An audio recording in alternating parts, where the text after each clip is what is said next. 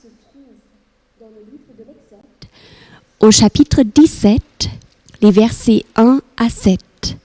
Exode 17, les versets 1 à 7.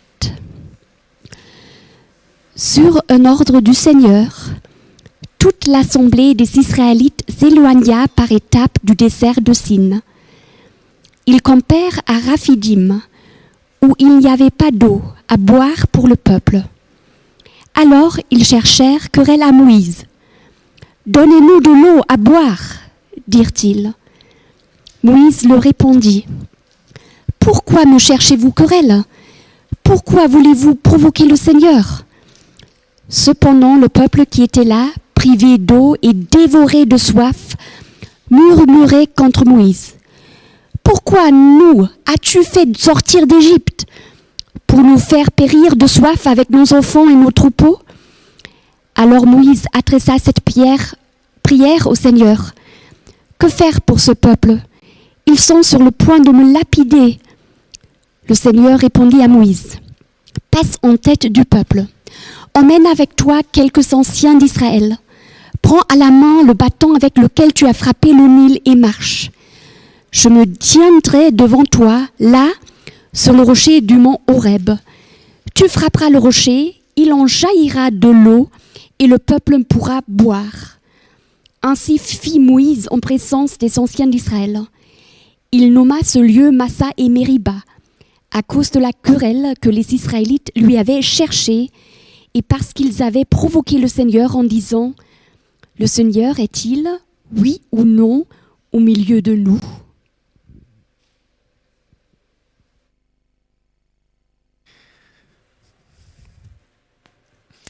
Merci Daniel pour cette lecture.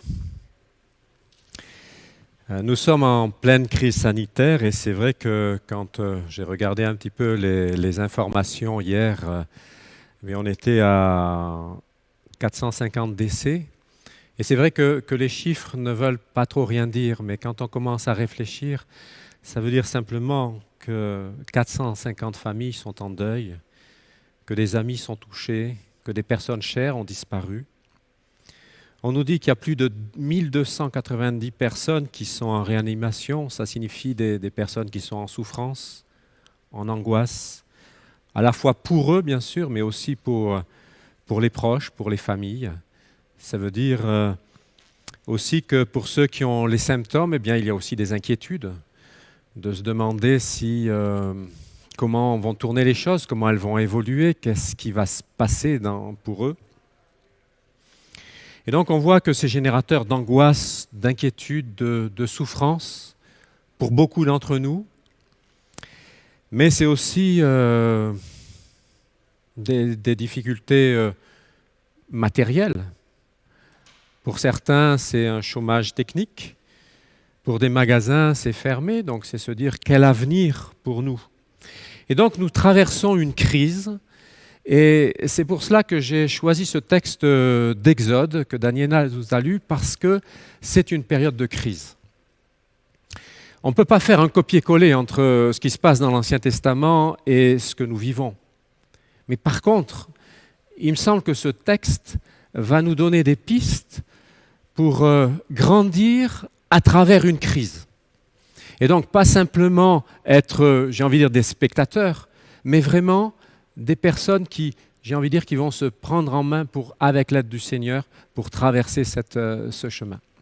Donc, le titre que j'ai donné, c'est « Pour un temps de crise ». Alors, dans ce texte qui nous a été lu, nous sommes en crise parce que, simplement, Dieu dit « Vous continuez votre chemin ». Et dans ce chemin, au verset 1, vous avez le peuple qui arrive du désert de Sin, qui arrive à Rephidim. Rephidim, c'est une notion de plaine. Et quand vous arrivez du désert, vous imaginez une plaine, et vous imaginez quoi ? La verdure, l'abondance, et tac, coup d'arrêt, il n'y a pas d'eau. On vient d'un désert et on espère enfin être libéré de ce souci. Et là, il n'y a pas d'eau. Et parce qu'il n'y a pas d'eau, parce qu'il y a ce désappointement, le peuple, le texte est très clair, dit « ça ne va pas. et ils cherchent querelle, le texte dit. Ils disent « Donnez-nous de l'eau à boire ». Et on comprend très bien leur réflexion. Ils disent « Voilà, le peuple est pressé par la soif », verset 3, murmure contre Moïse, et ils disent « Pourquoi nous as-tu fait monter d'Égypte pour nous faire mourir de soif, moi, mes enfants et mes troupeaux ?» Et dans cette hostilité qui monte, on comprend très bien. Il y a une angoisse qui est là parce que, il n'y a pas d'eau. Et les premiers qui vont subir des conséquences, c'est les fragiles, les enfants, les troupeaux. Et la crise commence à enfler et on arrive à un paroxysme qui va s'exprimer au verset 4 où Moïse commence à avoir peur et il dit « Encore un peu, ils me lapideront ». Donc on a des personnes qui sont dans une tension extrême et qui remettent en cause, je dirais, le leadership de leur chef, de Moïse. Et forcément, quand ils disent Moïse, eh bien derrière il y a aussi Dieu, forcément, puisque Moïse n'est que, je dirais, le représentant de Dieu à ce moment-là dans cette histoire. Et donc on est là dans cette situation. Et ce qu'il y a d'intéressant, c'est Moïse.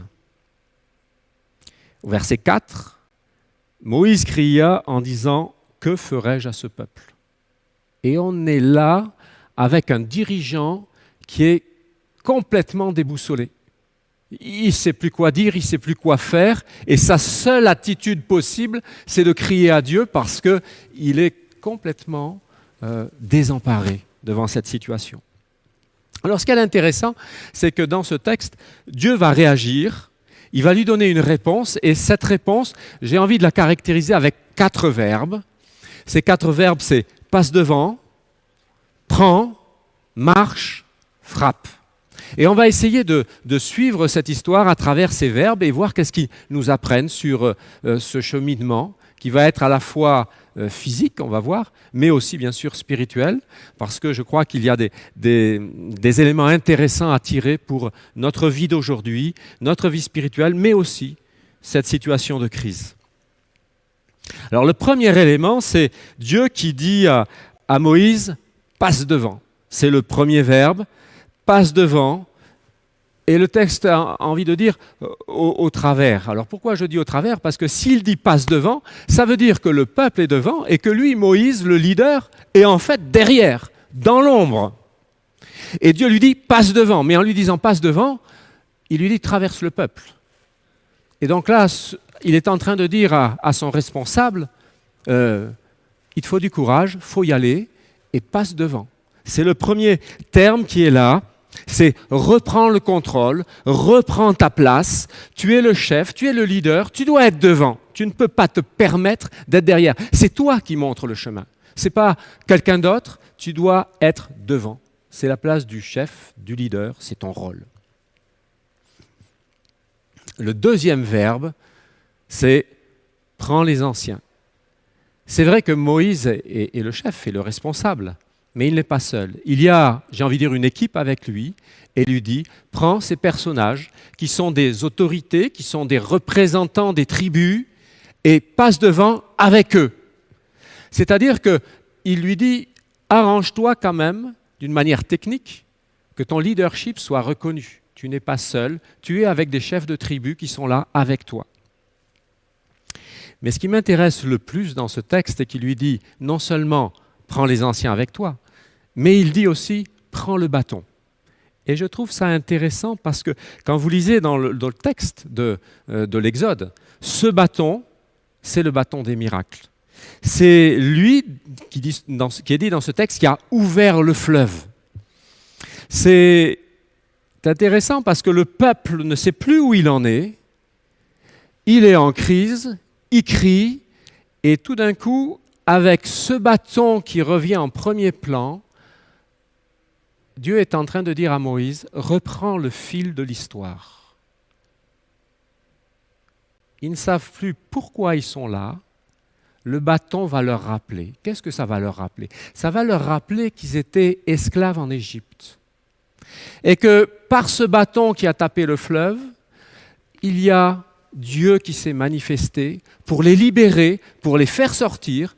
Et encore une fois, ils ont retraversé le fleuve pour arriver là. C'est-à-dire qu'il leur fait reprendre le fil de l'histoire pour que tout d'un coup, cette situation de crise se replace dans un contexte et qu'il y ait du sens à ce qu'ils vivent. Vous n'êtes pas là par hasard, mais parce que vous venez de quelque part, vous étiez esclave et maintenant vous êtes dans un cheminement de liberté. Et plus que de liberté, puisqu'on va aller aussi vers un lieu d'adoration. Et donc c'est la liberté de l'idolâtrie pour arriver à une adoration du Dieu unique. Et d'ailleurs, c'est le chemin qu'il leur propose, parce que où est-ce qu'il va les amener ?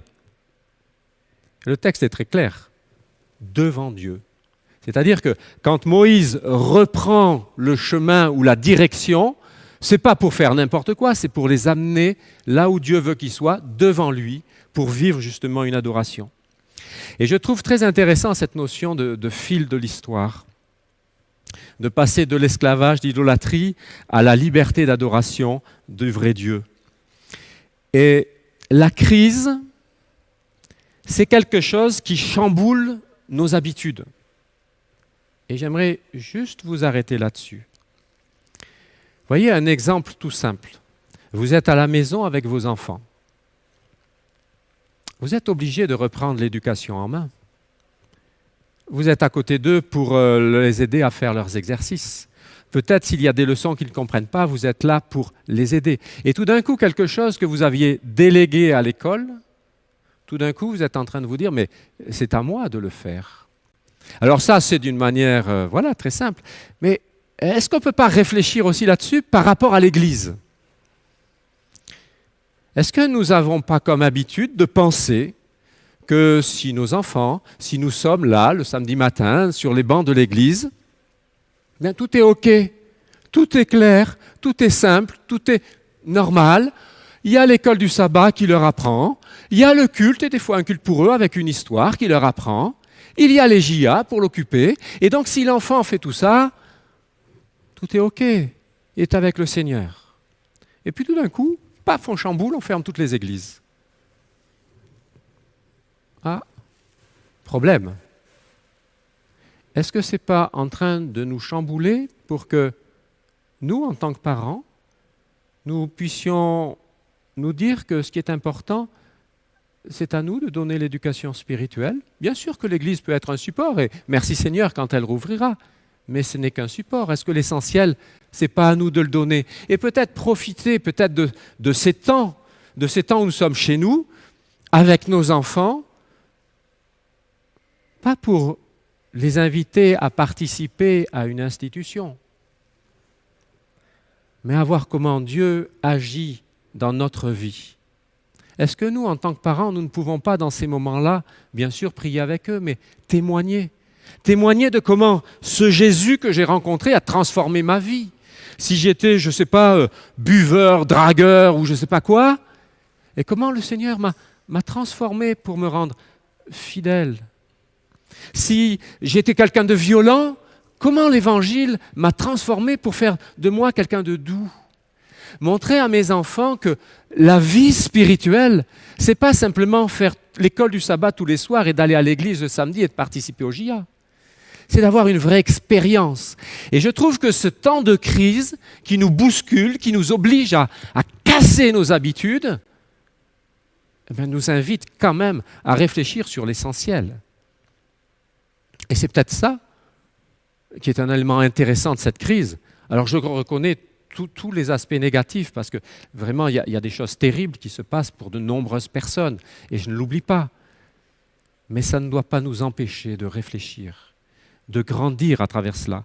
Alors c'est vrai que si le confinement dure 15 jours, comme on nous l'a dit au début, en 15 jours, on ne change pas vraiment ses habitudes. Mais mes amis, réfléchissez que vous allez passer peut-être 2 mois, on ne sait pas, mais une période un peu plus longue, avec chaque sabbat, en famille. Et si c'était un privilège de la crise, de nous dire de reprendre en main notre spiritualité. Là, je vous ai parlé des enfants, mais peut-être de la mienne aussi. En me demandant, est-ce que je passe du temps à prier, à me tourner vers Dieu? Voilà. Le dernier verbe qui nous est proposé, c'est marche. Avance. Ce marche va entraîner tout le peuple à sa suite. Et c'est vrai que dans ce texte, Moïse est le responsable du peuple. Mais n'oubliez pas que, en tant que parents, nous sommes responsables de nos familles, alors que peut-être ce texte ne s'applique pas simplement à Moïse, mais aussi à moi. Il est intéressant aussi de voir qu'au verset 1, quand vous relisez le passage, Dieu aussi demande au peuple de marcher. Donc l'idée, c'est que la crise soit une occasion de reprendre le sens de la marche, dans le sens voulu par Dieu. Et qu'avec cela, eh bien, on avance. Et j'ai envie de dire que là, on touche à la pédagogie de Dieu, à un apprentissage que Dieu veut nous donner à travers ces moments. Le premier élément, c'est de marcher vers où? Le texte le dit, vers le rocher. Et sur ce rocher, il y a Dieu. Et je trouve intéressant que Dieu est placé sur le rocher, c'est-à-dire une manière de dominer qui veut dire qu'il domine la situation. Et donc de venir à lui nous permet quelque chose, je trouve, d'intéressant. C'est qu'on s'approche de lui en reconnaissant qu'il est au-dessus et donc on démarre une nouvelle adoration. Mais là aussi, ce qu'il y a d'intéressant, qui est un petit peu surprenant dans ce texte, c'est le nom de ce rocher, Horeb. Et Horeb, si j'ai bien compris, si j'ai bien retenu mes cours d'Ancien Testament, il me semble que l'idée veut dire sec, aride. Et je trouve que là, il y a quelque chose de très particulier. Dieu arrache son peuple du désert de Sin. Il amène à Réphidim où il n'y a pas d'eau. Et quand le peuple crie à boire, Dieu dit « Allez à un lieu sec et aride ». Je trouve intéressante cette pédagogie qui fait qu'on ne va pas vers la facilité toujours avec Dieu. Alors c'est vrai que je le dis en souriant, mais en même temps, vous voyez, je crois que les uns et les autres, nous prions tous pour la guérison des personnes malades, nous prions tous pour les familles, nous prions tous pour les soignants et pour tous ceux qui sont... Voilà. C'est vrai, c'est important tout cela. Mais dans cette pédagogie, il y a quelque chose qui nous dit que ça peut devenir pire. Mais ce n'est pas parce que ça devient pire que Dieu n'est pas là. Et ça, c'est intéressant parce que quand vous regardez à la fin du texte, au verset 7, quelle est la problématique du peuple? Ce n'est pas simplement de ne pas avoir à boire.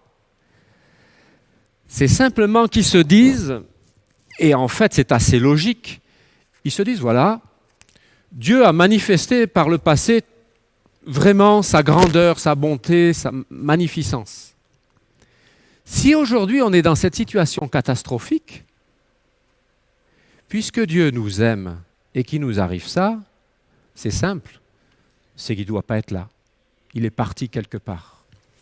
Et je trouve intéressant que ce texte nous fasse réfléchir sur l'idée que ce n'est pas parce qu'on prie, ce n'est pas parce qu'on veut qu'il y ait cette guérison et qu'on demande au Seigneur l'arrêt de cette pandémie que les choses ne risquent pas d'aller plus mal. Ce texte semble dire que Dieu nous fait passer par des chemins, alors ce n'est pas lui qui provoque, on est d'accord, cette pandémie, mais à travers ce chemin-là, il veut nous apprendre, me semble-t-il, quelque chose de difficile pour nous humains, c'est la confiance. Quand les choses s'aggravent, quand elles deviennent plus difficiles, quand elles nous semblent plus dures, qu'est-ce que je fais? Est-ce que comme le peuple, je dis, mais Dieu est là ou il n'est pas là? Ou est-ce que je me mets en marche pour venir au pied du rocher? Je trouve vraiment intéressant cette pédagogie de la confiance. Et peut-être, vous savez, qu'on apprend à connaître Dieu parfois quand il est absent. C'est un peu difficile, mais il me semble que c'est une des clés de la foi. Si vous voyez quelque chose, c'est plus de la foi. Et c'est souvent dans ces moments les plus difficiles où on a l'impression que Dieu est encore lointain, puisqu'on va vers quelque chose d'aride, que la confiance se manifeste. Et donc je crois que la crise est un lieu où on apprend la confiance en Dieu. C'est une pédagogie un peu déconcertante, mais c'est une pédagogie quand même. Et elle est parfois, je crois, pour nous, humains, difficile vraiment à suivre, à apprendre. Et le texte va dire que le peuple tente Dieu, mais vous avez remarqué, je pense comme moi, que dans ce texte, il n'y a aucun endroit, pas un seul, bien que le peuple tente Dieu, où Dieu fait un reproche au peuple. Il lui dit jamais mais pourquoi tu te mets en colère contre moi? Non, il y a vraiment une pédagogie. Et je trouve intéressant que dans cette pédagogie de Dieu, il n'y a pas dans ce passage-là cette colère qui pourrait intervenir de la part de Dieu en disant mais vous êtes qui pour réagir comme ça? C'est un Dieu qui dans sa pédagogie accepte la remise en cause. Et pour moi c'est quelque chose de fort. Alors Dieu est-il parmi nous? C'est la question. Alors c'est vrai qu'au rocher, ils auront l'eau, et en plus de l'eau, ils ont la présence de Dieu. Et cette présence de Dieu répond à leur angoisse en fait. On ne sait pas si Dieu est là, mais quand on arrive au rocher, oui, on le découvre, il est là, on est abreuvé. Et il y a, une reconnaissance qui peut jaillir à ce moment-là de nos cœurs et pas simplement du rocher. Une reconnaissance pour remercier ce Dieu qui, malgré les épreuves, fait avancer son peuple pour arriver jusqu'à lui. Et ce bâton qui a frappé le rocher et qui remet en place toute l'histoire, qui donne du sens. Et moi, je vous invite à réfléchir durant ces moments de crise où on est forcément assez isolé dans notre cocon familial, à reprendre le sens de notre histoire spirituelle, à reprendre le sens de ce lien avec Dieu qui va justement nous permettre d'avancer, de continuer. Et le texte s'arrête là, mais si cet après-midi vous ne savez pas quoi faire et que vous avez envie de lire un texte biblique, je vous invite à lire à partir du verset 8, où là, on a l'impression que le peuple a appris, parce qu'il va y avoir un combat contre Amalek, et dans ce combat, il va y avoir une double position. La position de Josué qui va aller sur le terrain combattre, et la position de Moïse qui, avec le bâton, qui cette fois-ci ne s'appelle plus le bâton de Moïse, mais le bâton de Dieu, il va tenir élevé pour pouvoir mener son combat spirituel. Et à ce moment-là, il n'y a plus le peuple qui se révolte, qui dit « mais pourquoi on est en guerre avec ces gens-là » La leçon a été apprise, Dieu est avec nous, mais Dieu est avec nous tant qu'on lève le bâton, qu'on est nous aussi en marche avec lui dans le sens de l'histoire qu'il veut construire avec nous. Alors malgré ces moments difficiles dont nous parlons, que le Seigneur permette que pour vous, comme pour moi, eh bien, nous puissions véritablement tisser des liens avec nos proches, mais aussi avec lui. Retisser des liens, reprendre de la force spirituelle pour continuer le chemin. Alors que le Seigneur nous aide. Amen.